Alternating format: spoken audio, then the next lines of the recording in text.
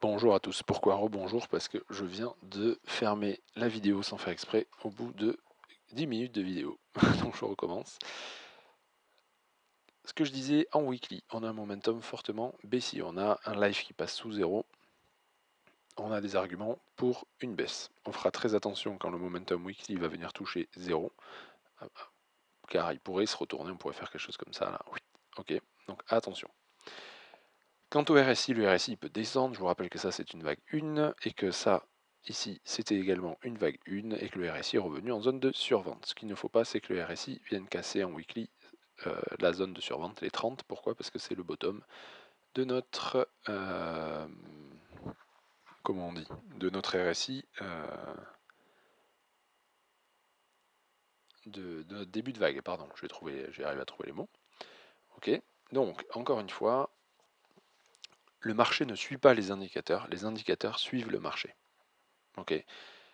Je sais que vous avez vu ça dans les bouquins et que vous trouvez que c'est bien parce que ça amène une logique, ça amène un cadre de dire qu'il y a des résistances RSI et tout.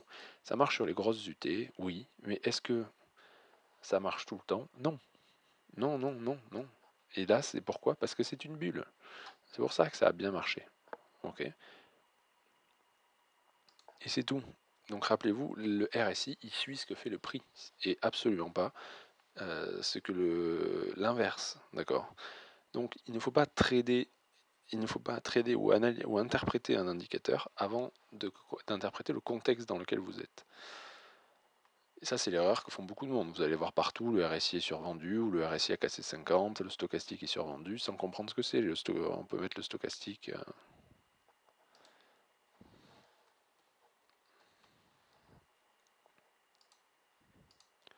Voilà, le stochastique est survendu et suracheté. Waouh! On est passé de 3000 à 20 000. Wow, il était suracheté, hein, stochastique. Ouh, le stochastique est survendu. Attention, hein. On est à combien? 8000. Et là, on est toujours survendu. On est à combien? 3000. Oula! D'accord? Exactement la même chose quand on est arrivé ici. Partout, vous avez vu fleurir stochastique survendu. C'est la fin, on se retourne, on est sous les 6000. Et ouh, on a pris encore, on est passé de 6000 à 13 000. Donc voilà, encore une fois, on ne fait pas dire à l'indicateur ce qu'on veut. L'indicateur, il vient, quand vous avez identifié le niveau de prix où vous voulez trader. D'accord? 2, quand vous savez dans quel sens vous allez vouloir trader. Et quand vous aurez compris si vous êtes dans un contexte de tendance ou un contexte de range. Ok, ça n'a rien à voir. On va virer ce stochastique. Hop. Et qu'est-ce que je voulais vous montrer? Oui, le momentum en daily s'est retourné, d'accord, ce qui laisse encore un peu de baisse. On a une divergence à H4 sur le momentum qui est nette. Tac, ok. On a un live qui repasse au-dessus de 0, on peut donc s'attendre à quand même un pump. C'est l'amplitude qui va changer. Donc le premier short d'hier, celui qui était vert, 9500. Attendez, je vais éternuer. Voilà. Donc le premier short qui était ici, il était dû à quoi? Le short, il était dû, je vais passer en 15 minutes pour que vous le voyez mieux, à l'existence d'une divergence qui s'était formée, ok, et à un mouvement correctif en 3. 1, 2, 3. C'est insupportable ces flèches. Hop. Ok. Et je vous ai dit, si on se retourne ici, la target c'est 9300 et pas plus. Pourquoi? Parce que si on se retournait ici, pour moi, on était toujours dans le même mouvement baissier et on n'était pas en train de vendre un connecteur. Parce qu'on a fait 1, 2, 3, 4, 5. Ok. Donc, l'idée que moi j'avais, c'était qu'on ait plutôt fait une vague très étendue, qu'on ait fait 1, 2, 3, 4 et qu'on fasse 5 derrière. Okay, c'est pour ça que j'ai voulu vendre le premier degré de correction. Sinon, je ne l'aurais pas vendu. Pourquoi? Parce qu'il est vraiment trop petit. D'accord, l'amplitude est vraiment toute petite. Mais je me suis dit, si on a le moyen de short ça pour TP sur cette trendline violette qui est la trendline qui passe par les deux derniers bottoms, c'est parfait. En plus la target 0,618. Donc pour trouver la target de la vague 5, quand vous avez une vague 3 étendue, vous partez de 0, vous mettez sur le sommet de la vague 3, puis vous mettez sur sur le bottom de la vague 3, puis vous mettez sur le sommet de la vague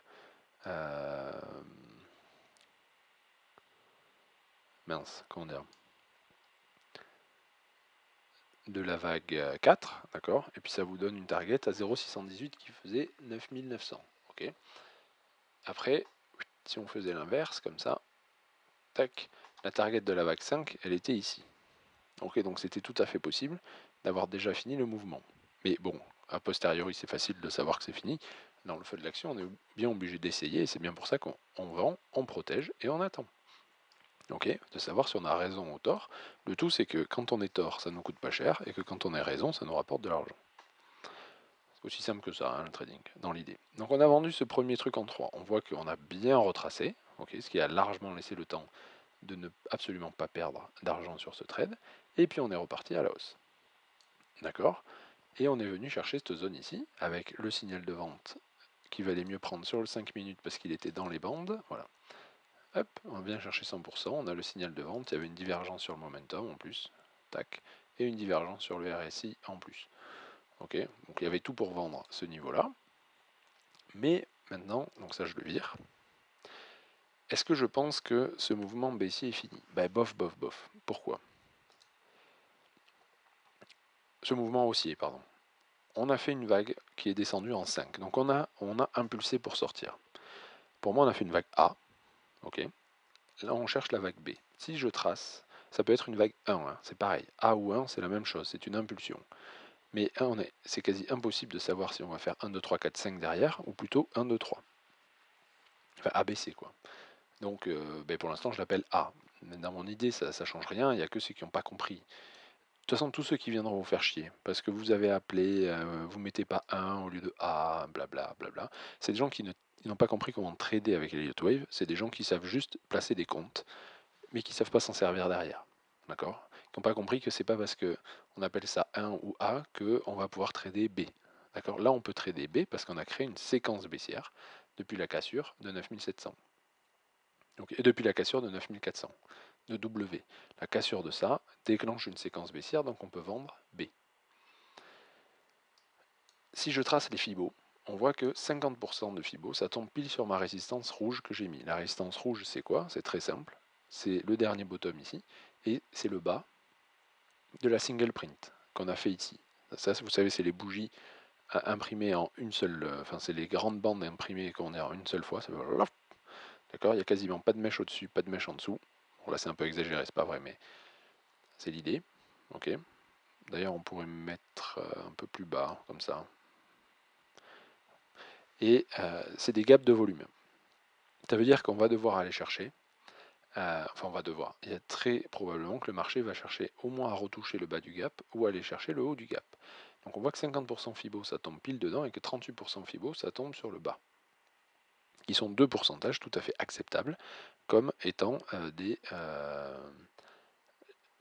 pour une vague B si vous voulez. Donc moi je pense que ce qu'on est en train de faire à l'heure actuelle, ce n'est que une sous-vague. Ok, c'est-à-dire que pour moi, on est en train de faire, je suis désolé, la vidéo va être longue. D'ailleurs, donnez votre avis. Vous préférez des vidéos hyper courtes où j'explique très rapidement ce que je vais chercher ou des vidéos qui expliquent le raisonnement. Parce que je peux faire très rapide aussi, hein. C'est-à-dire je vous dis voilà, là on fait plutôt WXY et puis tac tac et puis c'est fini. D'accord? Ou si vous voulez le raisonnement qu'il y a derrière. Parce que il faut me dire, autrement je vais continuer comme ça. Pour moi on a fait un W, on va chercher un X. Et je vous réponds direct, est-ce qu'il faut long le X? Je pense que moi je vais pas le long. Pourquoi? Un, ça va être vendredi soir. Et que si je veux vivre le week-end, il va falloir que ma femme ne me tue pas. Et donc que je traite pas. Donc je pense qu'on va faire quelque chose comme ça.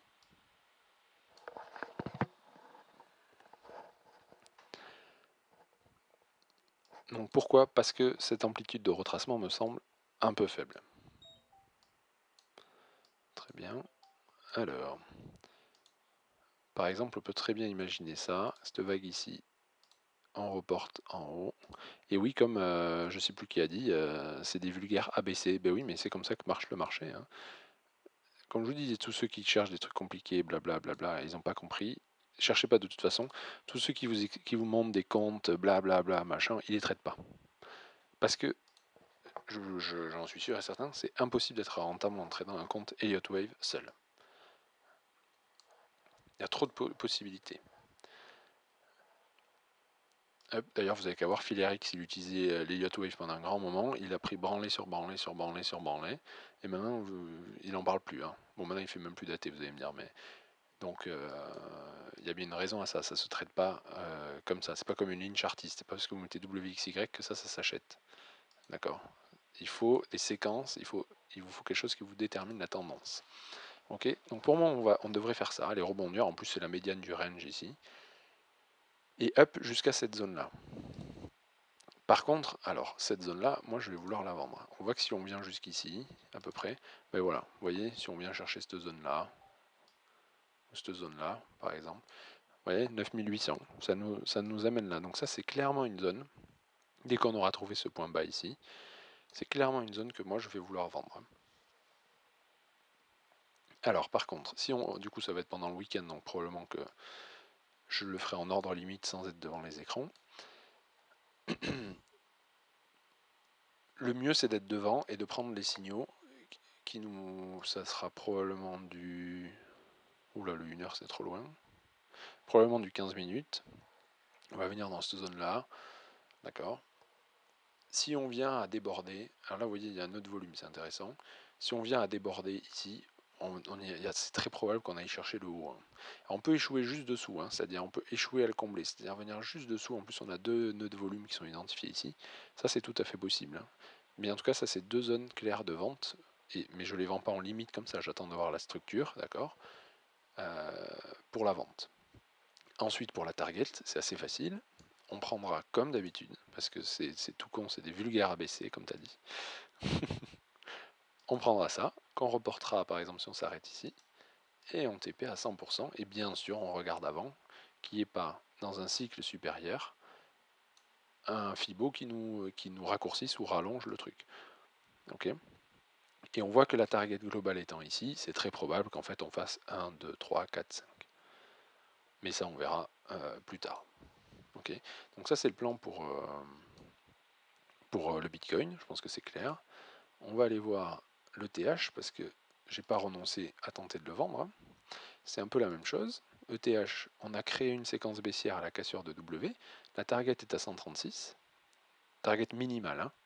C'est-à-dire que c'est 0,618 au 132. Ok. Et pourquoi je mets 136, 132 par là?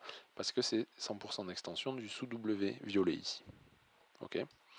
Donc attention, c'est-à-dire que si on arrive à vendre un repli, il faut sortir ici, il ne faut pas grid plus bas, parce qu'on risque de se prendre un connecteur entre les deux, et on se fera sortir. Donc ETH, 1, 2, 3. On voit aussi, il y a des chances qu'il nous sorte un petit connecteur des familles. On voit qu'il est venu chercher la zone d'égalité d'amplitude.